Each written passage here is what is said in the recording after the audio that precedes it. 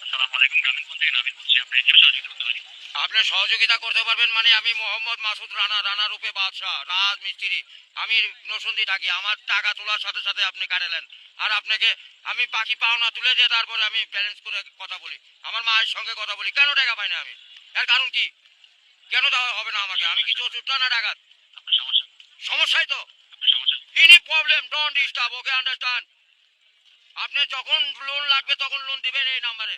আমার মার সঙ্গে কথা বলতে হয়, আমি লোন ক্লিয়ার করি। তো আমাকে লোন দিবেন না কেন? কিন্তু স্যার আপনি কি ইমার্জেন্সি ব্যালেন্স দিতে পারছেন না?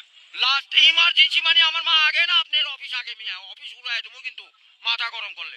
808 828 শূন্য লাগাইলে বুঝতেই পারতেছেন, ভুল জান না হয়। হ্যাঁ গ্রামীণ। আন্তরিকভাবে আমার লাস্টে আমার মায়ের নাম্বার হলো 18। কথা বলে থাকেন, কাইন্ডলি লাউডস্পিকারটি বন্ধ করে কথা বলুন স্যার। এই লেস্টে জানে এরকম না হয়। বুঝতে পেরেছি। আপনার ব্যালেন্স যখন স্যার 30 টাকার নিচে তখন স্যার আপনাকে ইমার্জেন্সি ব্যালেন্স দেওয়া হবে স্যার। হ্যাঁ, মানে চাওয়া মাত্র দিবেন। তারপরে যদি বাকি না দেয় সড়ক তখন তো বলবেন। আমি তো এতদিন দিয়ে আসছি, আর এখন দিব না মানে? এখন তো দিবই আমি। বুঝতে পেরেছি স্যার।